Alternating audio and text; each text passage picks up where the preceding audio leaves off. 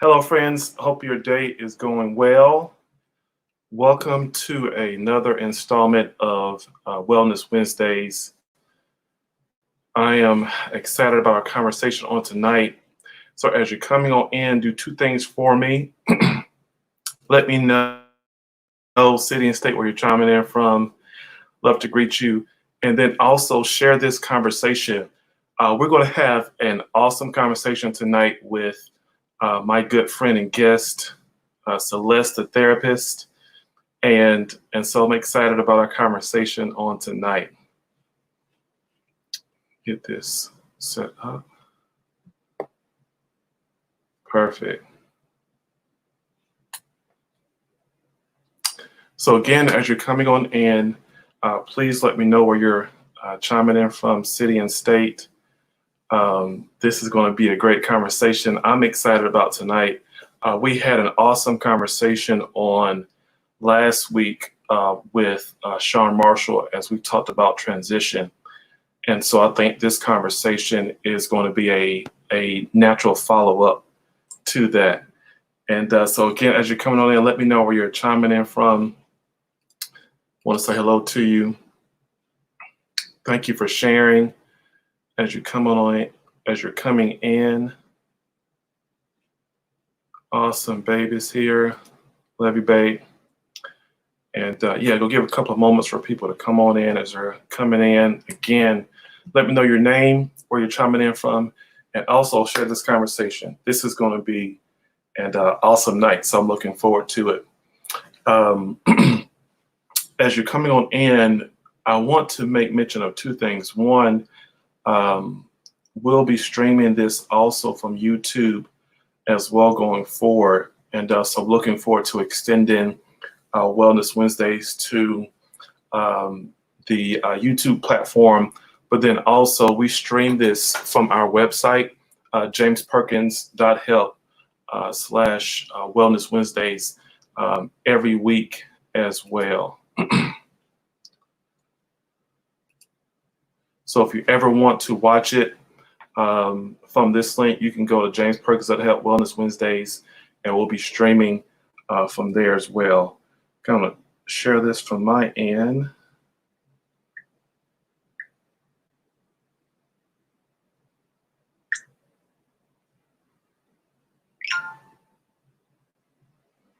Perfect. And we are in the go. So again, tonight we are talking about shifting the way you think. And I cannot think of a more better person to talk about that than my friend and therapist, Celeste the Therapist.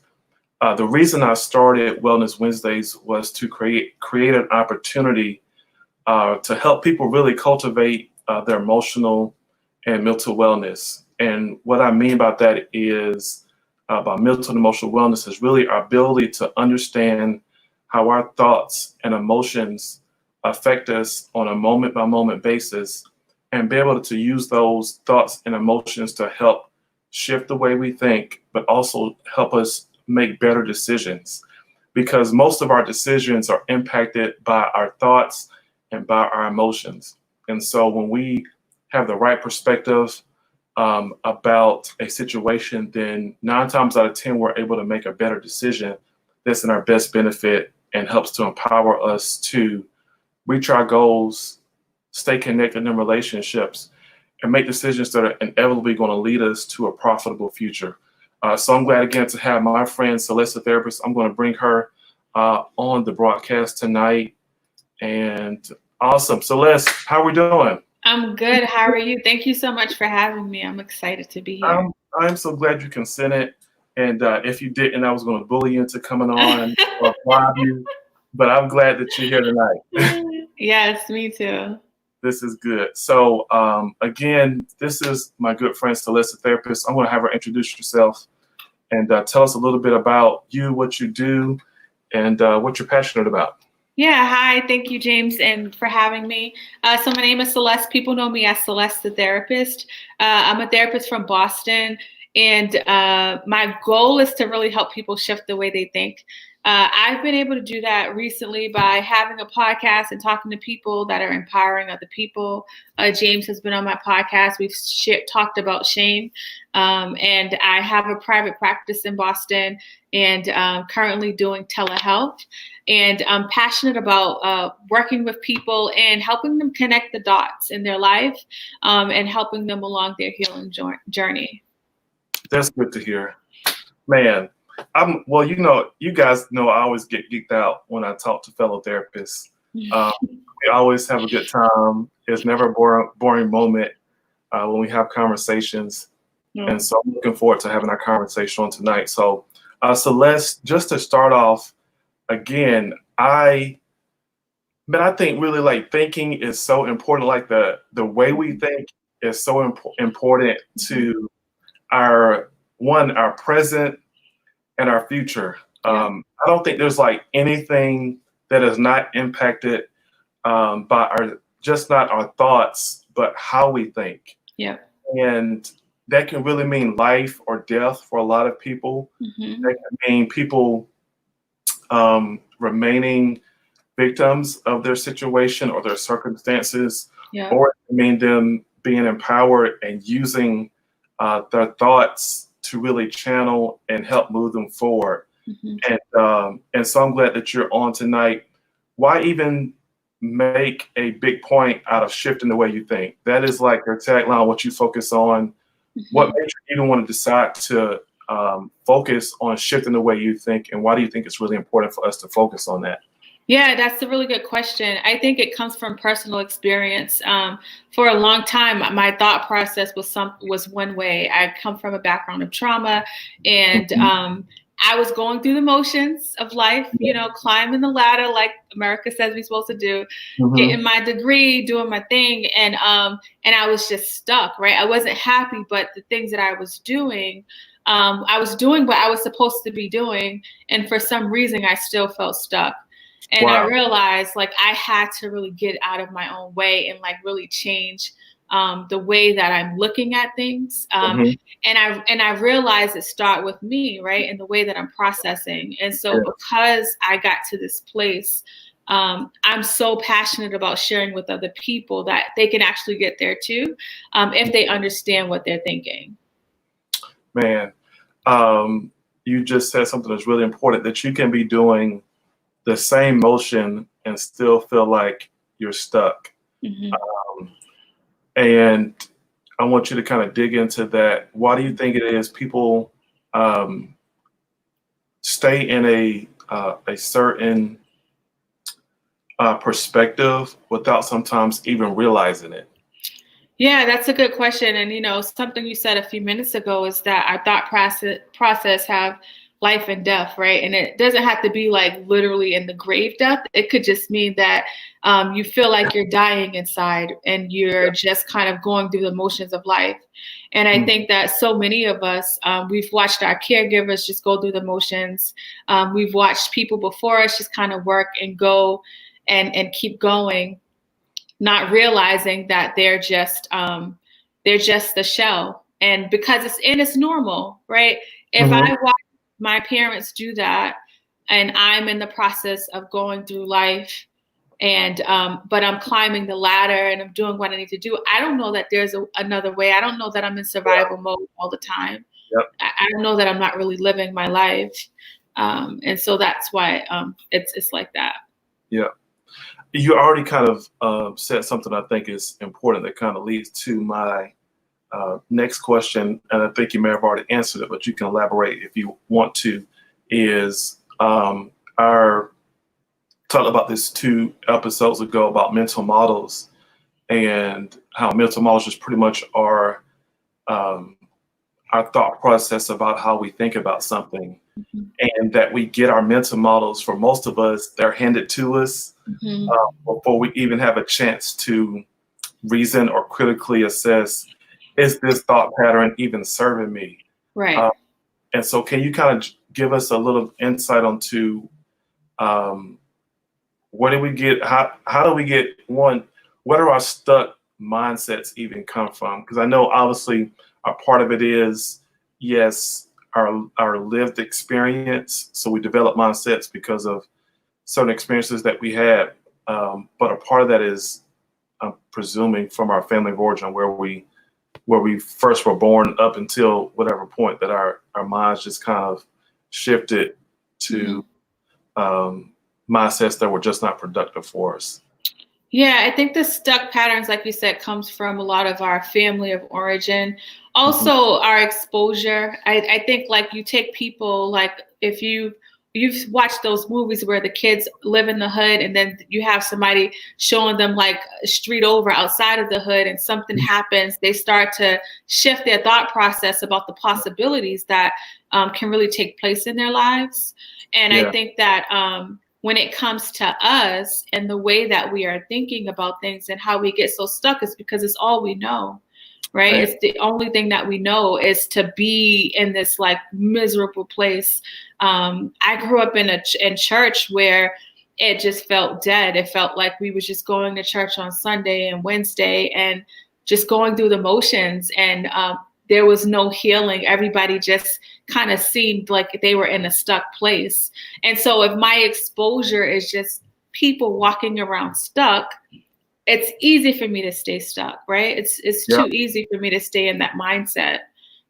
It really takes a lot of like shifting in order for me to start to realize like there's other opportunities out there for me. yeah, There's more for me than what I'm seeing, right? That's yeah, that faith that we have to have, yeah. that there's more even if you can't see it.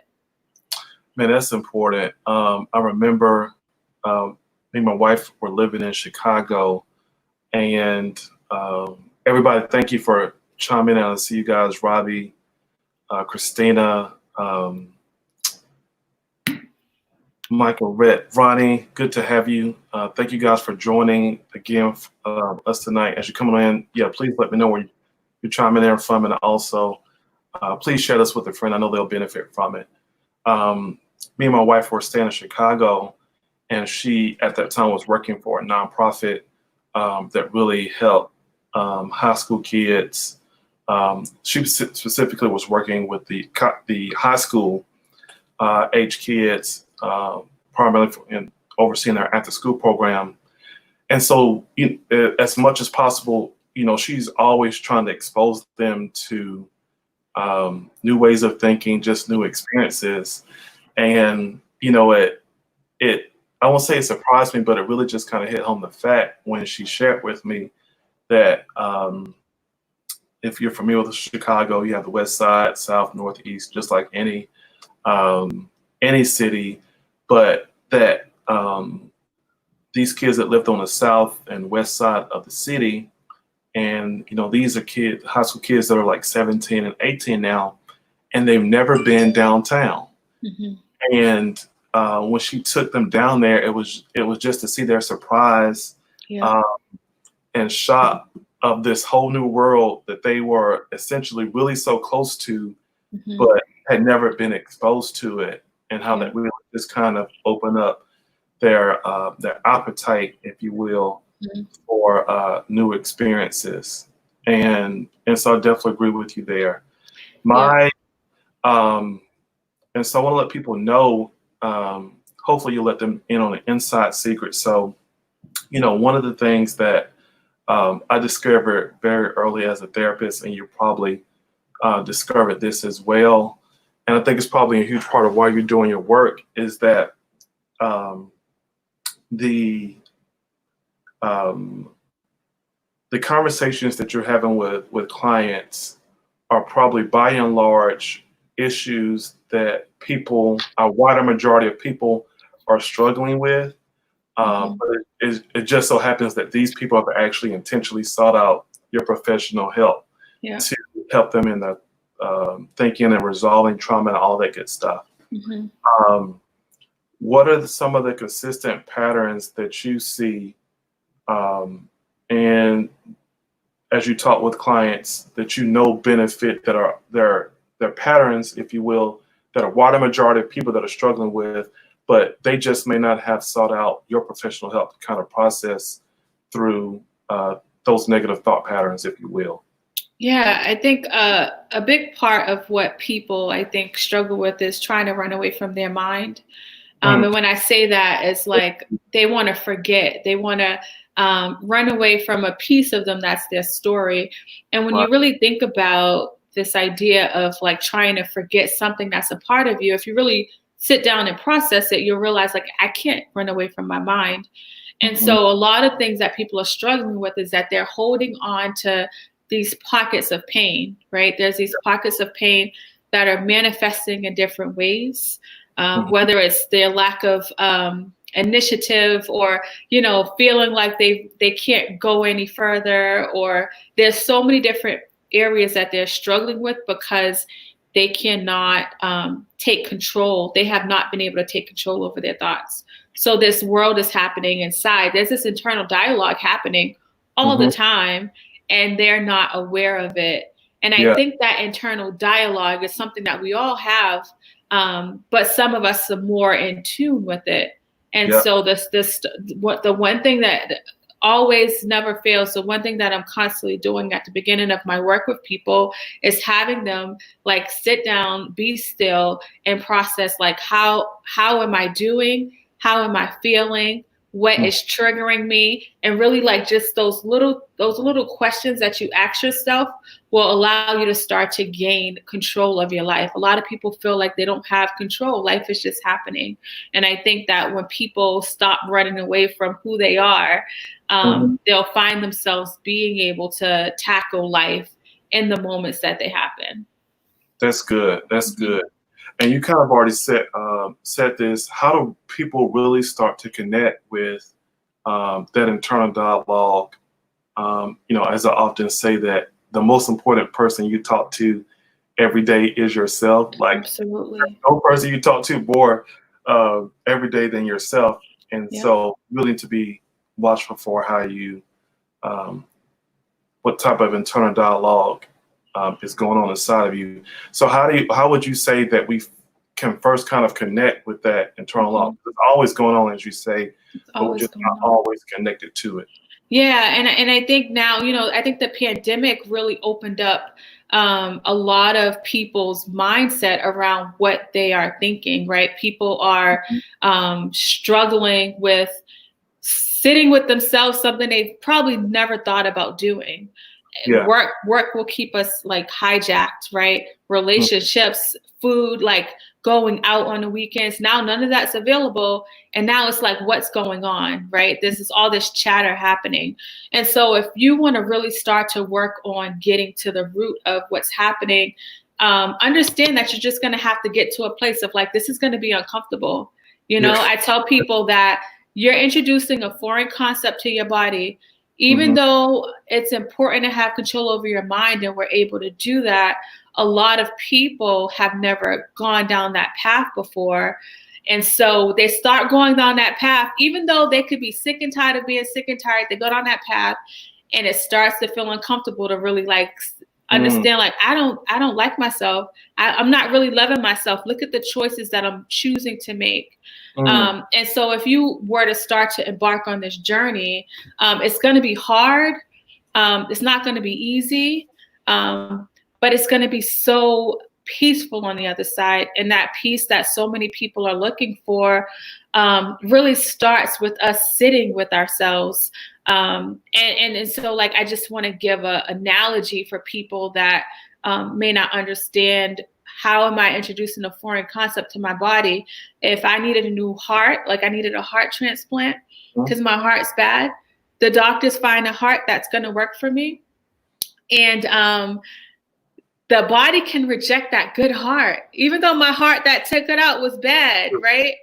that's so Um, good. and but the doctor's gonna tell me, Celeste, you gotta take this medicine, you gotta do X, Y, and Z, and then guess what's gonna happen? Your everything's gonna start to come together. Your body's gonna get used to this new heart, and Hmm. so like the life that we've been living, where we've been living stuck, where we've been living in our trauma. When we start to do this work that's going to help us heal, it's going to feel hard. The body's going to reject it. They're going to be like, what's this meditation thing you're doing? What's this therapy? Who's this Celeste person you're trying to see? And that's going to happen, but you're going to be okay. It's going to be okay. Right. Why do you think people find it so uncomfortable? And I know this is probably like a self-explaining answer, but why is it that you think we find it so uncomfortable to, and this is to do something that's obviously going to be helpful for us? And I'm talking to myself. This is really my question. I'm human. Although I'm a therapist, I do struggle with shifting the way I think at moments as well. Why do you think it's hard for us to really do that? Because we've gotten comfortably uncomfortable, right? Logically, we know what we need to do, or we know what's going to help us, but we've gotten so comfortable with being uncomfortable that we'd rather be stuck with the certainty of being uncomfortable, right? There's a lot of uncertainty and change when you've never consistently done the change and you start doing the work. It's like, can I really do it? I'm doubting myself.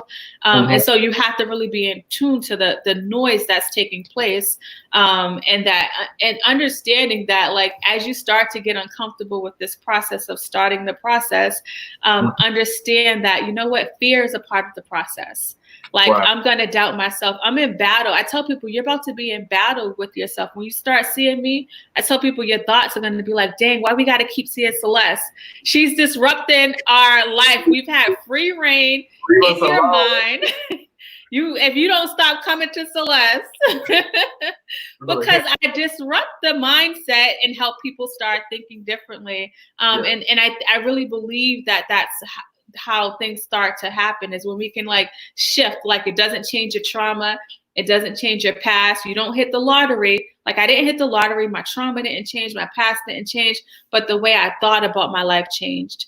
And that's the difference that people don't understand, and that power starts with us. Yeah, that's good. That's good. Now, this is really super practical. I love the practicality of what you're saying, and how it really helps people to kind of for the rubber to meet the road, per se. Share with us some practical ways that we can really start to shift the way we think. So I would start off with making intentional time. The key word is intentional.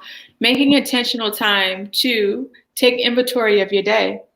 The thing about what happens is, you're listening to James's Wellness Wednesday, you're feeling it, you feel good, and then you close this computer down and you close it down and you start doing the things you were doing before. You're going to forget about James's and Celeste's talk, right? It was just going to be a feel-good session. The same way I think people would go to church on Sunday, they feel good on Sunday, but Monday through Saturday, they don't feel good at all. And it's like, what is it about Sunday? It's the environment that you're embodying, and it's very intentional to get up and go to church, right?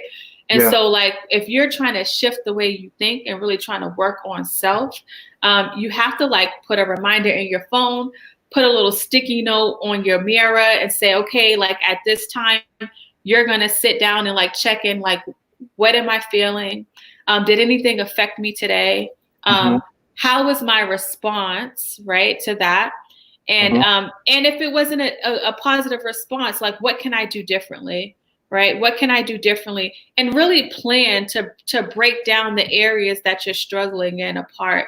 And thinking of it as a daily thing. You're building a muscle, right? You're building this muscle of intentionality. So you're trying to make this whole, like, new way of thinking a part of your life. You have to actually plan for it. So if you was being late for work every day, and you knew you was going to lose your job, you're going to set your alarm to get to work on time, right? You're going to do that. And that's a survival thing. I need my job to survive. The living part, we don't do a lot of intentionality around the living part. Wow. And in order to really, like, work on the living part and not feeling like you're just surviving, you really have to be intentional. So you're listening to James's podcast, you're writing down these things, right? You're listening to a motivational video, you're going for a walk intentionally, really trying to incorporate things in your environment that's going to allow you to process what's happening, because the process is going to happen whether you want to be a part of it or not. So why not just be a part of the process? That's what I'm saying. You know what? It's going to happen. I want to be a part of it because it's my life and I only got one. And Yeah, that's the kind of way you got to take it when you're trying to do this work. man. So this is gets me into one of the things that I've often had a conversation with friends, family, close people about and even now it's really becoming a part of the work that I do about this whole intentional living and moving from, as you just mentioned, or from the surviving mindset to the thriving mindset. Yeah. What does it take for us to really make that pivot, especially in a time like this when people are out of work. Yeah.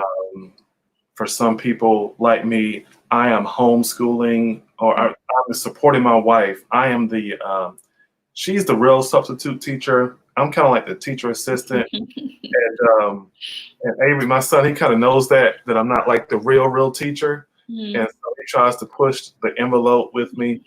And so we're having to find a rhythm essentially, Yeah.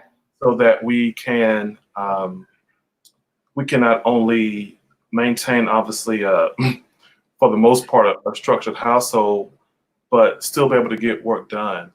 And there have been points where we've just felt fall into a rhythm of not rhythm, but falling into automatic pilot. I guess that's probably the way to say that.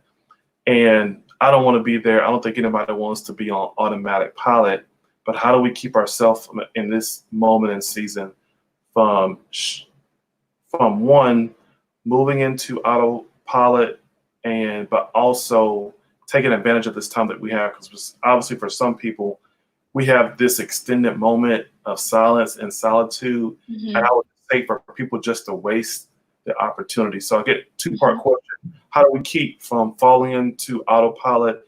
And then two, how do we take advantage of this, for some of us, this stillness and silence, and kind of create that in our day? Yeah, I think the answer to your first question, the autopilot piece, I think, mind, body, and spirit is all connected. I'll never understand how mental health can be so stigmatizing when everything's connected. So really getting in touch with what are the signs that will let me know that I'm struggling or I'm overwhelmed. Yeah. When this pandemic first started, like I had already actually been in telehealth.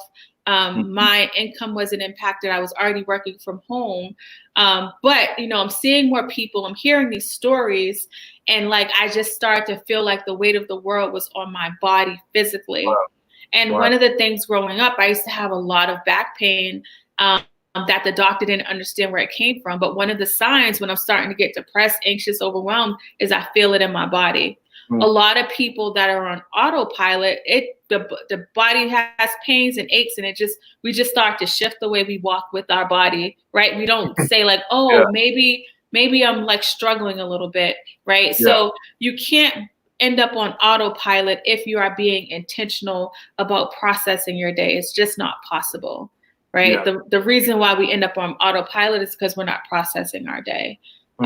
And so that's like the thing I would say to people who may be worried about being on autopilot or just going through the motions, is that when you process, you can't do that. Yeah, that's good. Yeah. That's good. The next question you asked was moving. Now I feel like I lost my question. Being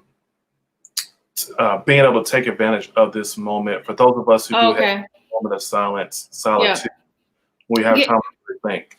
Yes. And so in regards to taking advantage of this moment, I really want people to meet themselves where they are, because nobody has ever experienced a pandemic where this is unprecedented times.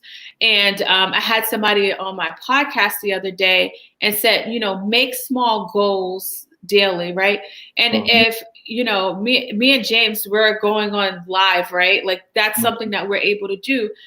but that's not where everybody is, right? So don't compare yourself to what everybody else is doing. And if getting out of bed is one of your goals and brushing your teeth, then you celebrate that moment that you're able to get out of bed and brush your teeth. Because unfortunately, fortunately, like with social media and everything, we're seeing a lot of things happening, and then we're feeling like a little insecure about it, but you don't know the road or the steps or the things that people have to be able to do that. And so I would really highly really be honest with yourself. What can I realistically do? And just taking it like one day at a time. And a big part of like our mental status and how we are feeling is to be able to like do what's within your control. So I say like your sleep, your eating, and moving your body. I like to say moving your body, because when people hear workout, they hear like these bodybuilders. They start to think these like, so like move your body. Make sure you're trying to get on a consistent, the foods we put in our body can mess up our mental status and the sleep that we're getting. One thing about the brain is that it needs structure. And a lot of people went from kind of structured environments to very unstructured environments. And so even though it's unconventional, like you're not able to do the same things that you were doing before, try to create a daily schedule for yourself to help yourself feel motivated. Because some people say, I don't have the motivation. I say, it's not going to just come and fall in your lap. You actually got to do some things for it to get to that point. Yeah. It's good, Celeste. I can't, one of the things that's always been a struggle for me, in which since I know that, I try to make my list every day, is just keeping a list, because sometimes I can do a list of things, but sometimes not always in the order of probably what should be prioritized first. And so that list for me, especially prioritizing what I need to do, is really important. And then something that you said that I think is really incredibly important, because it really gets to the idea of shame, and that when we just celebrating small goals, and not comparing. I think, as you've already said this, that in this particular time, people, if you're comparing yourself, the immediate emotion you can feel is shame, feel like you're not enough, because you're not out here like Celeste the Therapist, having a Monday to Friday live streaming podcast, and you're probably thinking like, man, what am I doing in the world? Like, she is killing the game. You're married. How many kids do you have, Celeste? 4 kids. You have 4 kids. Somebody be thinking in the back of their head like, I have no excuse, and be beating themselves up because they're not doing. But doing what you can within reason, and celebrating those small goals. And that consistency, that's one of the things I've always admired about you, is your consistency. And I think a lot of that has to do with just you shifting the way you think. Yes, it's huge. And controlling that process. So this has been wonderful. Yes.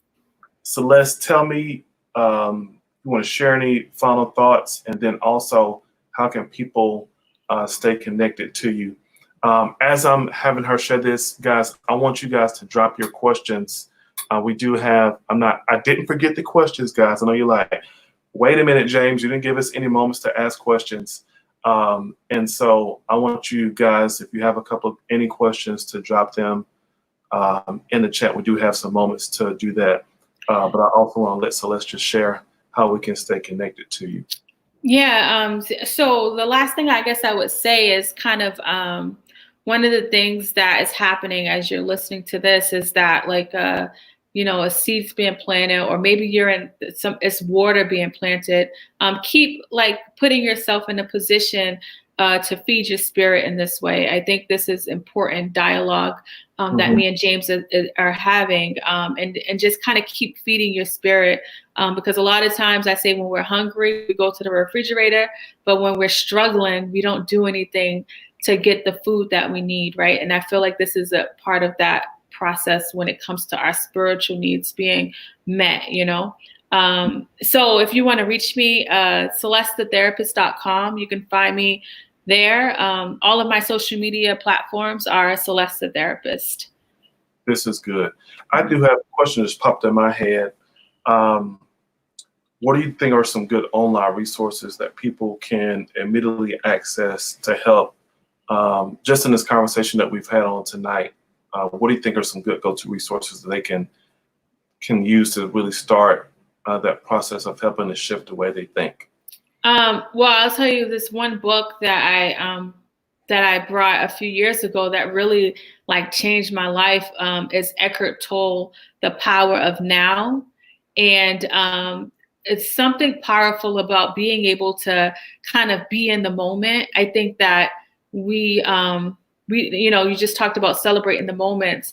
So I think that book will really help you kind of shift your thought process of being able to be in the now. And I would really explore like the things that are happening online now. A lot of platforms have went online. A lot of people are creating these spaces for you to have dialogue and be a part of community. So let Google be your friend, and let Google be your friend, and type in those keywords that where you're struggling, and kind of start the process there. I don't have anything specific other than that book that really like changed my life. That's good. That Power of Now. The Power of Now. Yes. Yeah. Perfect. Well, we do have one question. My wife dropped this, and not because I think she's listening that she dropped it, but because I think it's really an important question. And she asked, can you talk a little bit more about being still and sitting with yourself to identify pockets of pain? That is a gold line. If you want to share a little more thoughts about that, that would be awesome. Yeah. So the book, The Power of Now. Well, part of the pockets of pain, The Body Keeps the Score. There's this book called The Body Keeps the Score. It talks about how our body holds on to pain, right? But one of the things I took notes on Eckhart Tolle's book because I just love everything about it so much. But one of the things it says is that the pain ends up merging with past pain. Pain body survives if it can make you identify with it. Pain feeds on pain. When it takes over, you want more pain. Even be a victim of perpetrator. This is an unconscious pattern. If you have lived in pain most of your life, it will be hard to change. That is your identity. There is certainty in the familiar of pain. This is in the book. I tell you, your wife dropped the question, but she didn't know that it came from The Power of Now. And I think like when that was just like one little piece of the book, right? And I think that when we think about pain, a lot of times, like I'm 37. How old am I? 37? Dang, I'm 37. Wait, am I 37? I'm 37. Golly. I was like, talk about some pockets of pain. I'm sorry. I'm silly like this, y'all. Hold on. So, just us behind the scenes. So, 37, and so, like, let's say like I had a boss, and I'm afraid of what my boss is going to say about my work, right? This is something that happens with a lot of people. It's not that my boss has ever yelled at me or my boss has ever told me my work was bad, but maybe my authority when I was younger would always come at me in a wrong way. And so like this authority figure of my boss and my parents, that starts to merge.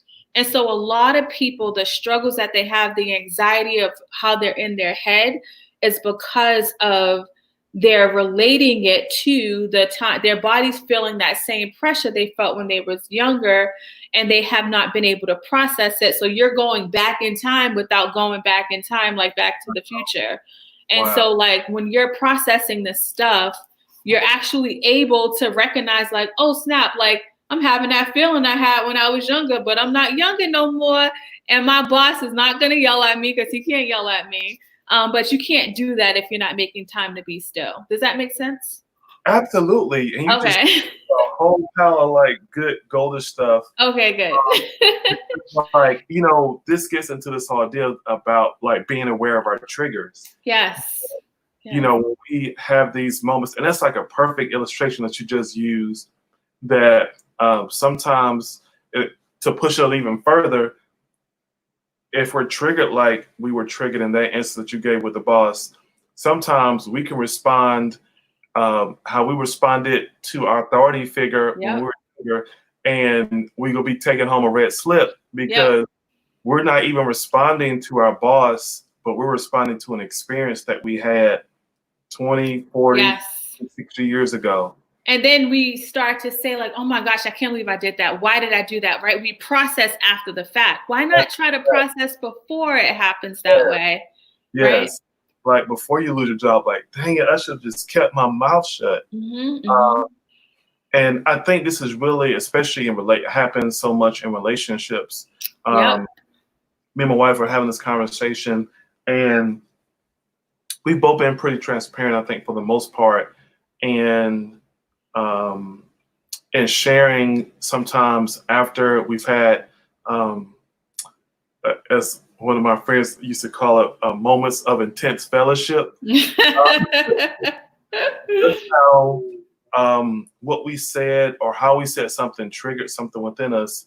And it wasn't necessarily our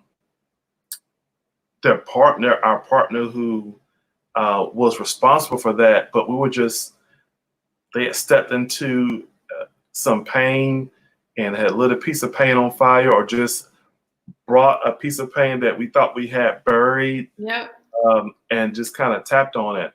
And, you know, as my mentor says, and I think it's really true, that, you know, unprocessed emotions don't die. They just leak into other areas of our life. That's it. And if we don't process them, then we end up in Celeste the Therapist's office because we don't, and I think that's important. Like when we don't process that, you know, we don't realize that we just can't have positive emotions. I won't even say positive. I think emotions are, I think we've done a bad job, and I think this is in part just due to our culture of putting a positive and negative connotation to emotions, when our emotions are really neutral. They just give us information about what's going on inside of us. And when we kind of add that positive and negative aspect to it, it keeps us from sometimes experiencing those uncomfortable emotions, which inevitably impact the way we think. It does. Which is why we're having this conversation tonight, that, again, like our thoughts and our emotions are linked. And I guess this is the last comment because you triggered it, about, you know, the reality that when every emotion has a thought tied to it, and a part of sometimes the reason when we're talking, you had mentioned at the very beginning about surfacing our internal dialogue, that one of the ways I think that we can really get connected with that, our self-talk or internal dialogue, whichever word you want to use, is asking ourselves, like, again, what are we saying to ourselves in the moment? Because sometimes we're having an emotional response, but we don't realize what it's connected to. And it's really connected to our thoughts, because we have a thought and then we have that emotional response. And so you really need to trace back, what am I thinking about in the moment? Because whatever I'm thinking about and whatever I'm saying to myself is causing this emotional response. And so, man, we could really go on days and nights about this. And I will have to tell you guys about me and my wife's first argument. She told me to share that, but I don't have time tonight. So that's going to be a teaser for you guys to come back next. We're going to talk about that. And we're actually going to have, guys, the next few weeks, a series for staying connected in a crisis. And so we'll be talking about some of the things that my wife just mentioned. Nice. But again, I'm so glad that you joined me, Celeste. Thank you for your time. Yes. This has been incredible. So even if you're listening to this by replay, friends, please share with your friends, family. If you don't, you are doing them a disservice, because I know you know more about them. And so this, and then as well, I forgot to mention, we do have a resource from our very first episode, and this is really gets into that's the wrong one. Actually, you can click on that link, Wellness Wednesdays, and we do have a link connected to get a free resource. But other than that, guys, I'm so glad that you guys attended tonight. We'll be back again on next Wednesday, 9 p.m. And thanks again for our guest, Celeste the Therapist, attending. Thank you for having me. This was amazing. Awesome. I love it. Well, until next week, guys, you have a safe evening and be safe.